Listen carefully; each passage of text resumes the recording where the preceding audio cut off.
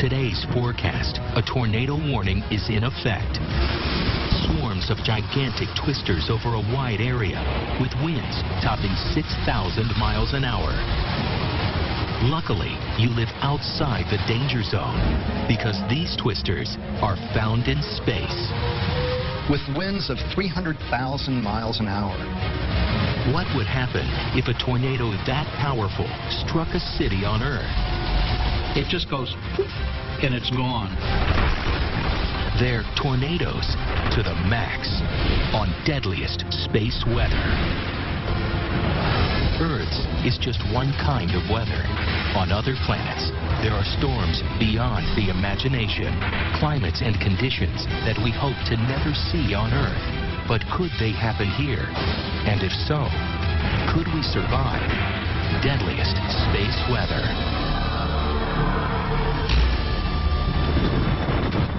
It's late spring in the Lone Star State, peak tornado season.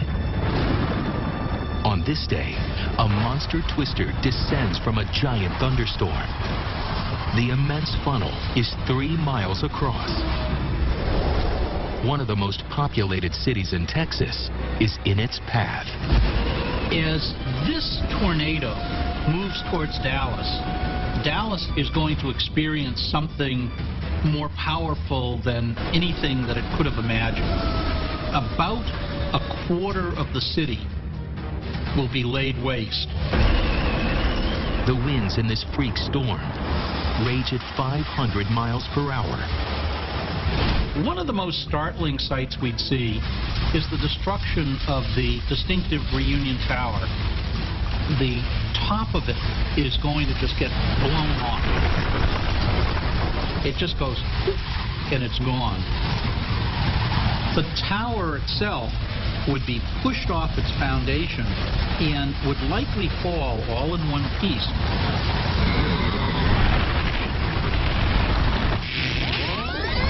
Fortunately, a tornado this big will never strike Dallas. This monster is what scientists think could be hiding on a newly detected world, strikingly similar to our own. This is a planet that's about 1.5 times larger than the Earth in its physical size, and it's located at a distance from its parent star, which is very similar to the distance that the Earth is located from the Sun.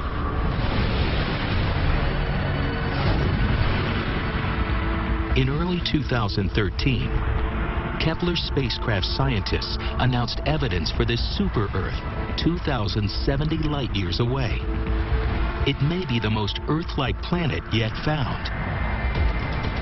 We can imagine that it has continental areas that are flat and subject to strong cold fronts, as well as a warm, low-latitude sea that can provide masses of humid air.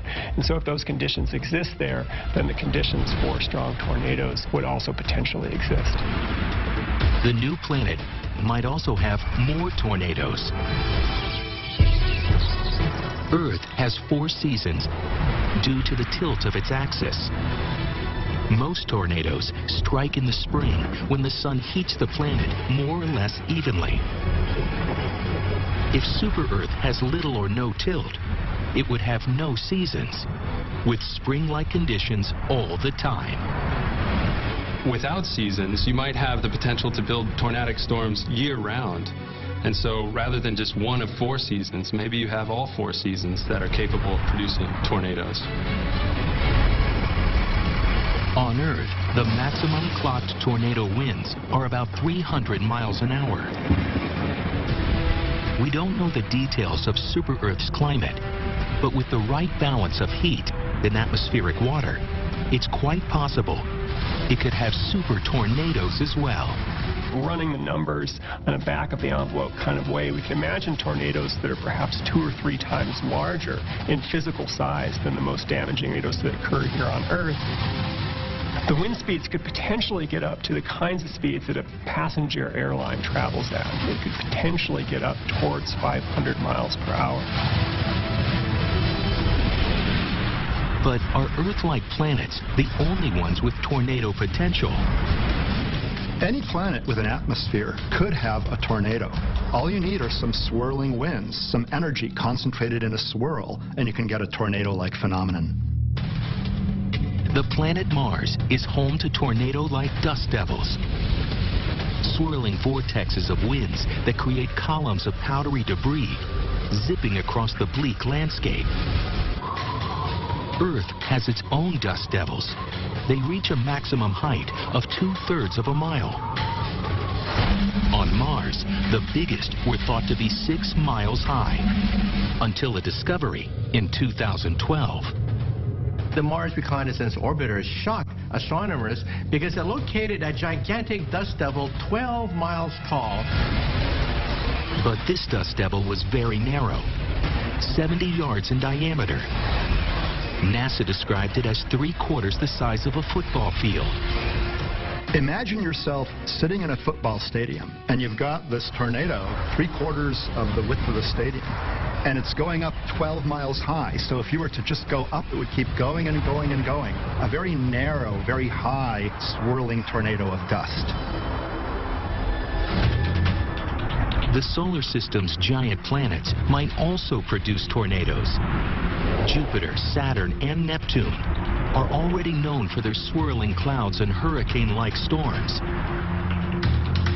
On Saturn, the Cassini spacecraft captured a photo of the planet's southern polar region, showing some twisted clouds that look familiar. They are intriguingly similar to the Doppler radar hook echoes that are said to be signatures of tornadoes inside supercell thunderstorms on Earth. I wouldn't be a bit surprised if one day we can nail it and say that this is in fact a tornado on Saturn. But right now our instruments are not fine enough to make that conclusive judgment. The largest tornadoes in the solar system occur not on its planets, but on the sun. Astronomers have long known that the sun produces huge prominences. The flashy tentacles of glowing gas that often erupt from the fiery surface.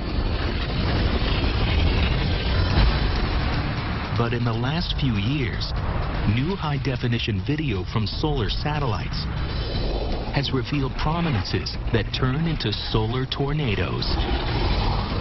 They can be 5 Earth diameters wide and over 10 Earth diameters high, with winds of 300,000 miles an hour. So these are really monstrous things. Solar prominences reach a peak when the 11-year sunspot cycle hits a maximum. The big tornadoes on the sun have something in common with their earthly counterparts.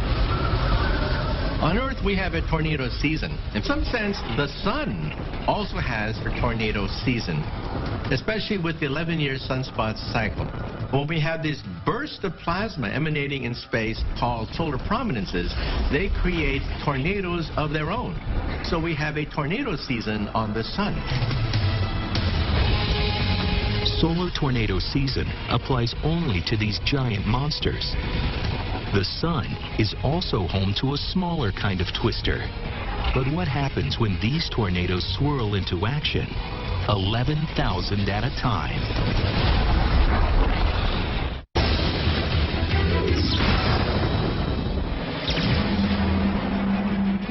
There is little to compare with the frightening violence of a massive tornado. The swirling funnels are spectacles of destruction on Earth. But it turns out they happen everywhere in the universe. A tornado is an example of a vortex, and vortices are universal features anywhere you look in outer space. Tornadoes linked to fiery solar prominences are big enough to envelop the Earth 5 times over. But scientists have recently uncovered thousands of smaller tornadoes on the sun. Small, yes, but still far larger than any tornado on Earth. They're very different than terrestrial tornadoes that we're used to. And they're approximately 1,000 miles wide, 1,000 to 2,000 miles high. The widest tornadoes on Earth max out 400 times smaller. The record holder is 2004's Twister in Hallam, Nebraska. This one was so monstrous, it left behind a damaged path 2.5 miles wide. But imagine a tornado 1,000 miles wide, hitting a city's buildings, packing the 6,000-mile-an-hour winds of twisters on the sun. A wind of this speed hitting these buildings would knock them over as if the buildings were tissue paper. The circle of destruction would extend for 800,000 square miles. Consider Lake Erie. The tornado would simply blow the water in Lake Erie away, all of the water, in a matter of seconds. Think of the mighty Niagara Falls. Lake Erie empties into Niagara Falls. Niagara Falls would immediately dry up, and it would stay dry for weeks. The famous falls were, in fact, once bared to view when water was diverted by a government reclamation project in 1969. But the weather on Earth has never been extreme enough to do it before. Tornadoes on Earth can be isolated events, or they can tear across the landscape in vicious swarms.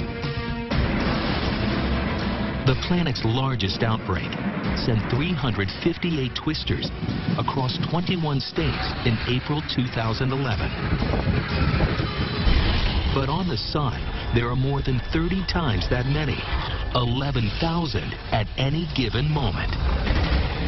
And these tornadoes don't have to be made out of air. They can be made out of hot gases and magnetic fields.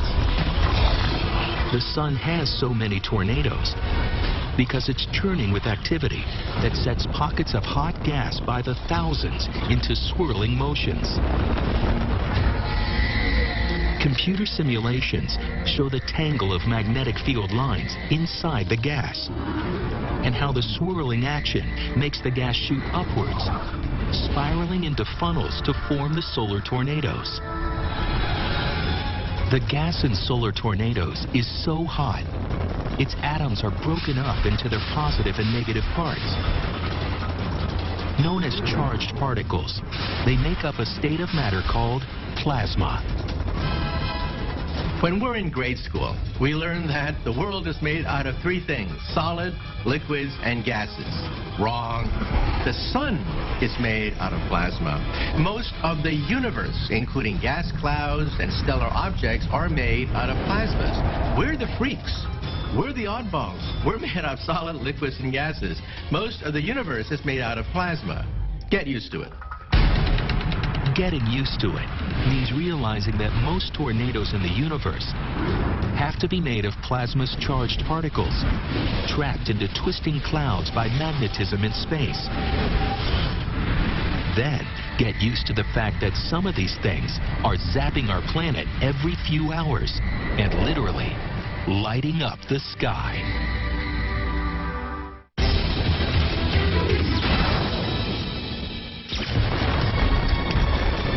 A tornado on Earth is a frightening event.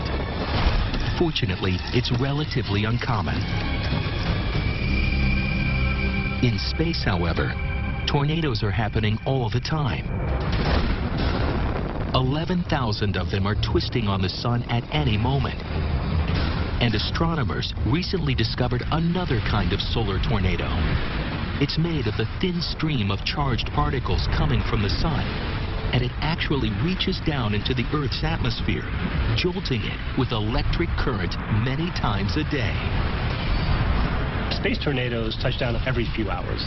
They funnel energy down into the Earth's ionosphere, about 100 miles above our heads, actually. And they can carry up to 1 million amps of current. That's enough current to power 100,000 homes. The supercharged tornadoes are responsible for kickstarting the breathtaking auroras we see in our planet's polar regions. But the twisters themselves are so widely diffused, they are invisible to the naked eye. It's long been known that the auroras are associated with the solar wind. The solar wind is the constant flow of charged particles coming from the sun and blowing toward the Earth. Scientists had a problem. It turns out that if you calculate the energy stored in the solar wind, you find that it's not large enough to generate the spectacular light show called the aurora borealis. There had to be another source of energy driving the auroras. That source of energy comes from the Earth's magnetic field. It deflects the solar wind, making the charged particles blow around the planet. On the Earth's dark side, energy from the solar wind gets stored up and then released in bursts by the planet's magnetic field lines. These lines cross on the dark side of the Earth, and when these lines cross, they rearrange themselves, releasing a burst of energy. And that's the energy of what are called substorms. The magnetic substorms create lots of turbulence, which generates the rotating motion any tornado needs. That rotation comes from circular whirling eddies, similar to the rings of swirling vapor that show up in the turbulent flow of a wind tunnel on Earth. And these eddies are the space tornadoes themselves. And about a minute later, after these eddies form, that eddy, that twisting of the magnetic field line, funnels down into Earth's ionosphere, where it is ultimately responsible for the aurora.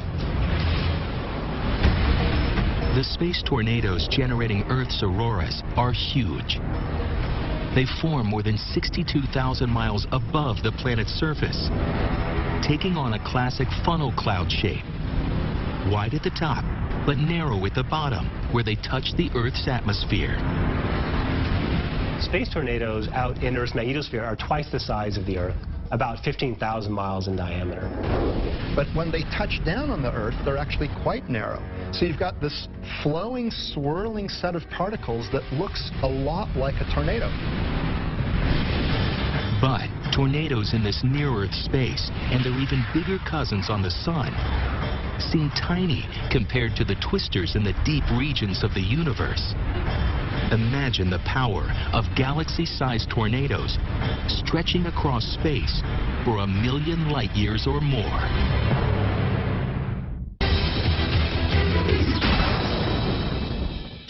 What an awesome tornado. The tornadoes of Earth become the oddballs of the universe when we discover there are far more tornadoes in space than on our own planet.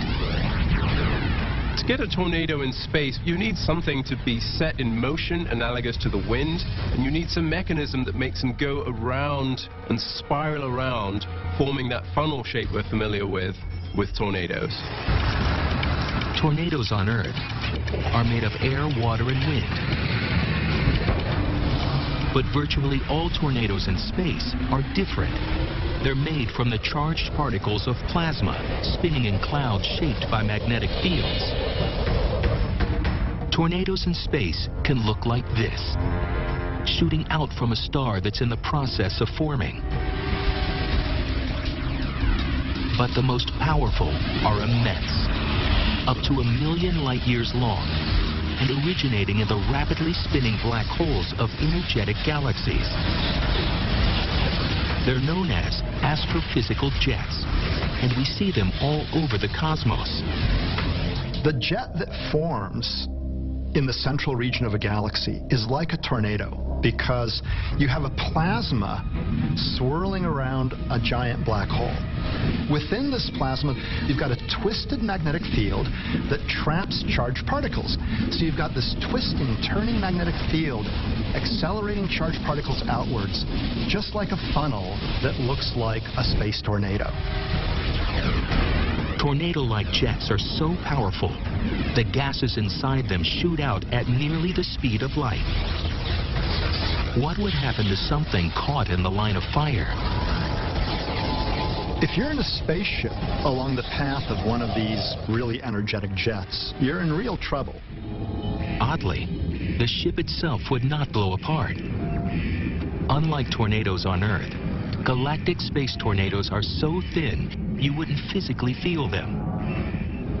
The danger comes from the incredible speed of the jet's charged particles. Because the particles can go at 99% of the speed of light, or even more. So they're really energetic, and they're emitting lots of high-energy radiation. So you get blasted by this radiation if you don't have proper shielding, and basically you can't survive. Survival is always in question when tornadoes on Earth terrorize us with their fearsome strength. But these swirling forces exist throughout the universe. And if power of this kind ever visited Earth, little at all would survive. As space tornadoes prove themselves to be the deadliest space weather.